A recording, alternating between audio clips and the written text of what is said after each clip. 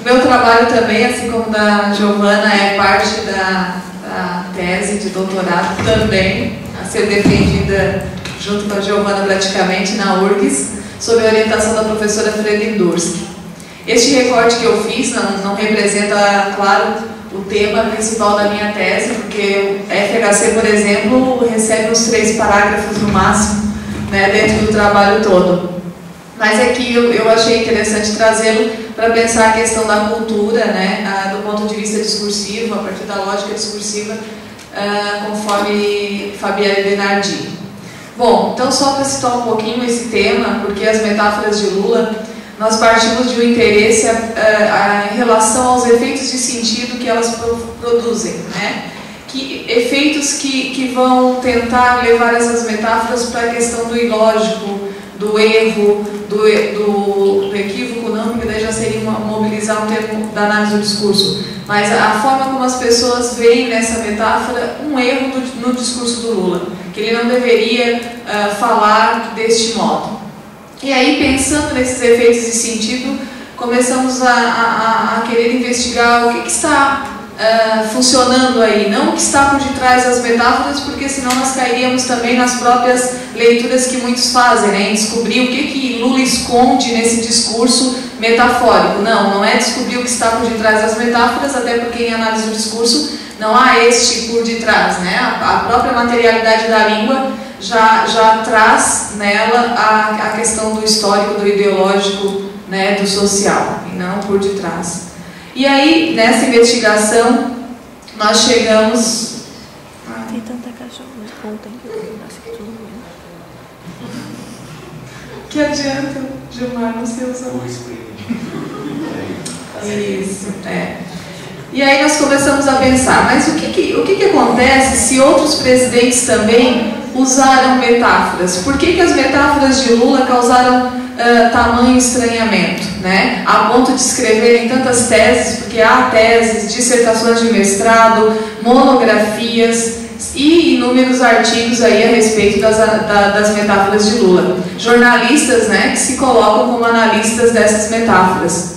Porque isso, se FHC, por exemplo, né, só vou partir do exemplo de FHC, também utilizava metáforas. Bom, é claro que para trabalhar a questão da metáfora em análise do discurso, nós precisamos nos deslocar do sentido de metáfora pelo senso comum, que é a aproximação de elementos distintos por uma similitude, né, por uma semelhança. Nós precisamos nos deslocar e pensar a metáfora em outro sentido, não só como uma linguagem figurada, aliás, não como uma linguagem figurada.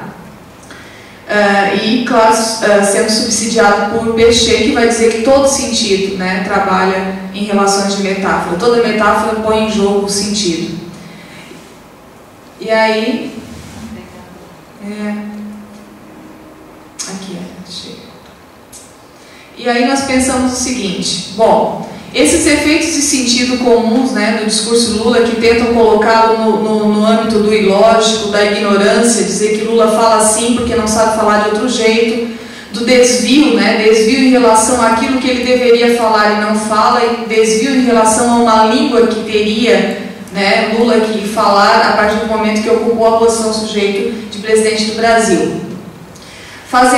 Dessuperficializando isso, nós chegamos à ideia de que todos esses efeitos funcionam como sintoma de estranhamento, né? E esse estranhamento teria a ver com o quê?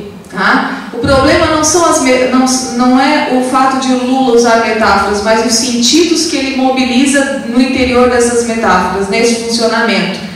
Que, como eu disse aqui, são desvios em relação às coisas a saber e a fazer de um presidente. Né? Aqui um trabalho a partir das coisas a saber que Péchet traz no livro Discurso e Acontecimento. Então, Lula, ele sai dessas coisas que um presidente deve saber, das coisas que o presidente deve falar, e mobiliza os sentidos da língua política, né, que é vista como uma língua ideal, ele mobiliza os sentidos dessa língua política para um outro espaço de significação, para um outro modo de enunciar a língua política, e é isso que passa a incomodar nas metáforas de Lula.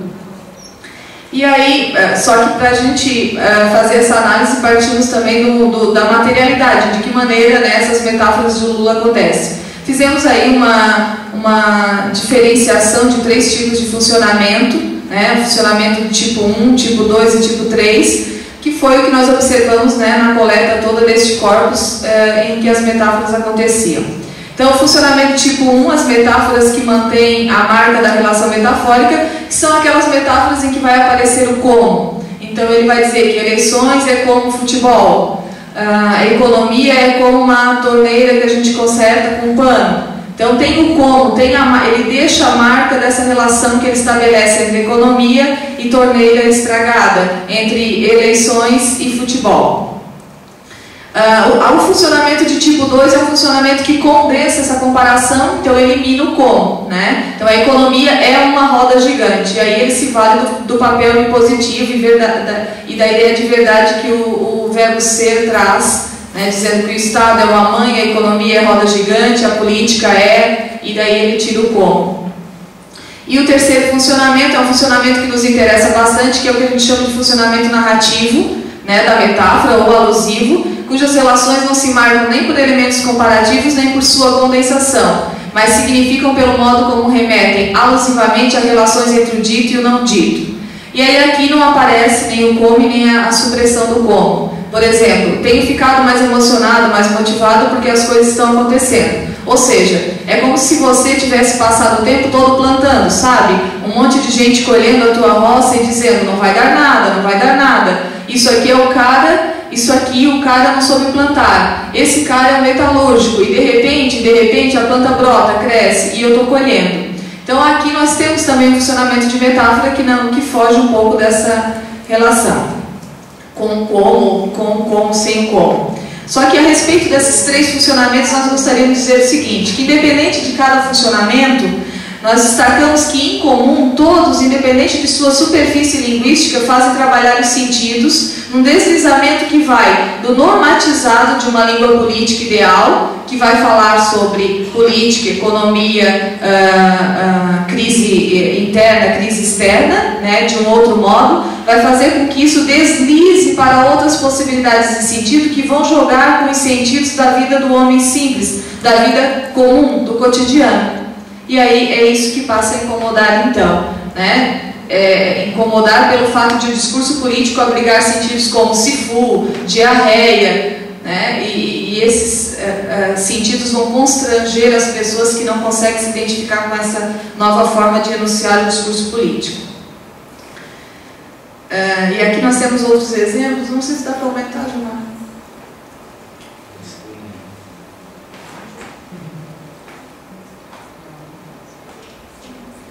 Dá para ver?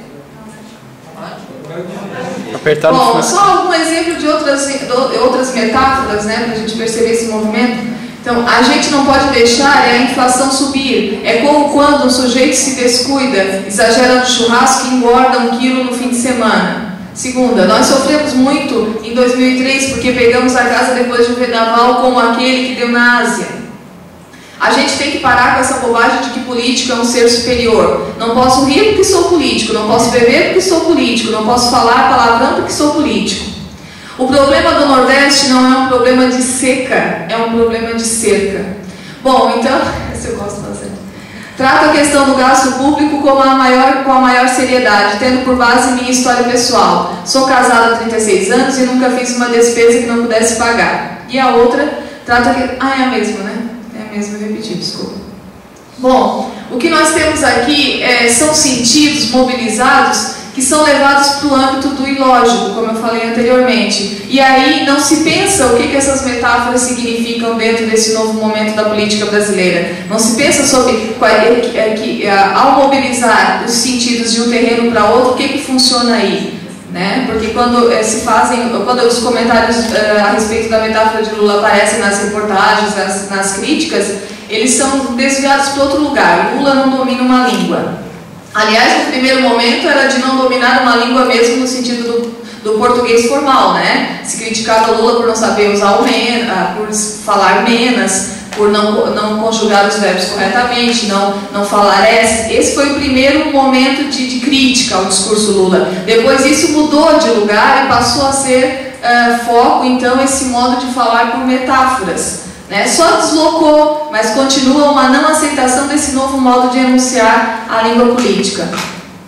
Só para a gente pensar a questão da diferença, né, em relação às metáforas de FHC, nós temos aqui 3 exemplos, né, de metáforas que o outro presidente utilizou. Então, ele uma vez falando aos correligionários do PSDB, ele convidou-os a não usar luvas de belica.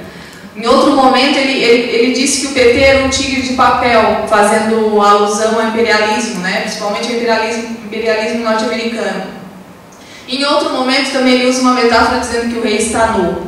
Ou seja, são sentidos aqui mobilizados que pressupõem uma cultura livresca, né? Um outro tipo de interlocutor.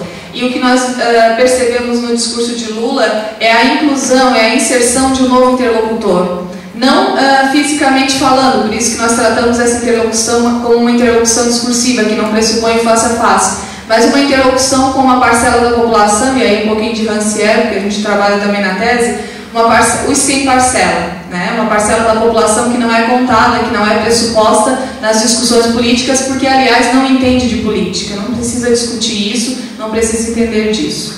E é esse novo interlocutor, então, que vai trazer novos sentidos para esse cenário discursivo, que são sentidos da vida comum.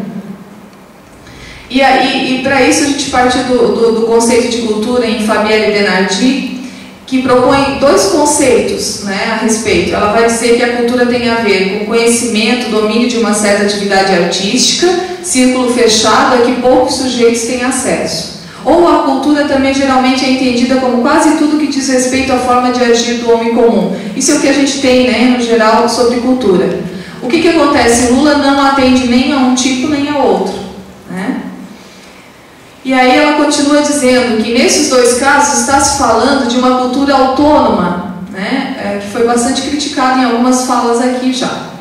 Tratada no caráter de elevação, de transcendência, como sendo um campo limitado e restritivo a que poucos têm acesso. O que podemos dizer imprimirá inevitavelmente uma carga de preconceito, marcando o relacionamento entre as diferentes culturas que compõem uma sociedade a partir de determinada hierarquia de valores. Continuando, para Denardi, cultura deve ser compreendida como uma prática política, signo de identidade, espaço de construção de uma subjetividade social, que seria então o conceito de cultura numa perspectiva discursiva. A cultura, nessa perspectiva, antes de predizer comportamentos ou formular leis rígidas, busca dar sentidos ao que observa. Então, a partir desse conceito, a gente pode pensar as metáforas de Lula de uma outra maneira, pensando o que elas significam nesta conjuntura, neste momento, nessas condições de produção, o que elas significam fora dessa superfície que diz que elas são um erro no discurso político. E para finalizar, então, né, nós vamos considerar as metáforas, de que maneira as metáforas de Lula. À medida que trazem para o campo do discurso político dizeres próprios de uma cultura popular, contribui para se pensar a noção de cultura a partir das marcas que esse sistema vai imprimindo nos discursos e que, segundo Denardi, ao mesmo tempo em que permitem que se identifique e, portanto, aos sujeitos como parte dele, também possibilitam o seu questionamento, a sua modificação, mostrando que a cultura, como os sentidos, é movente.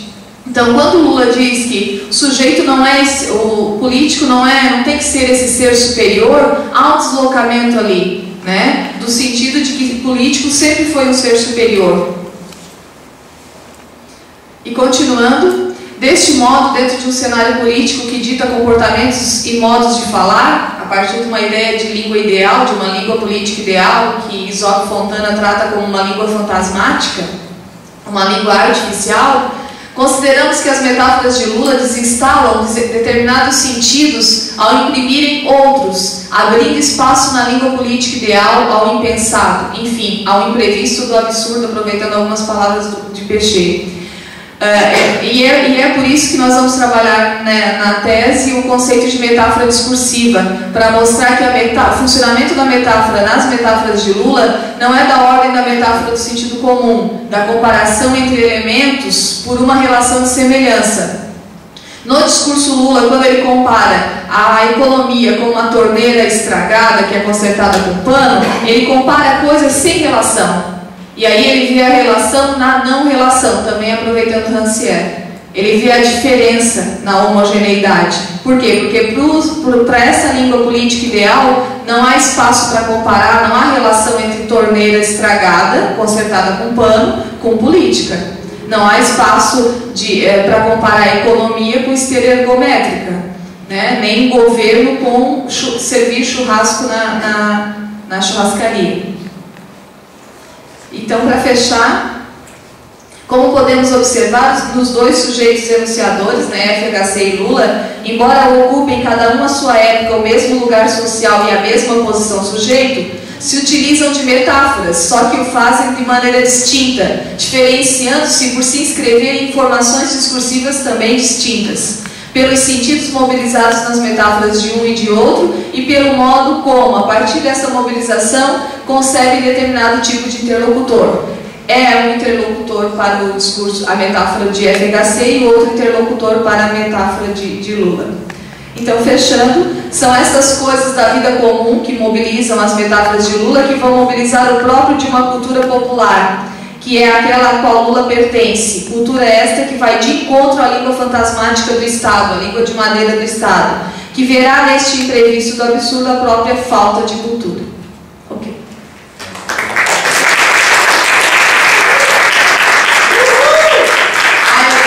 Eu ficaria muito triste se não tivesse um para mim também. Ó, aqui só para dizer uma brincadeira do Gilmar, né, que Jaguaruna nós teremos em breve no aeroporto, então ficará mais fácil de fazermos, inclusive, o próximo seminário lá.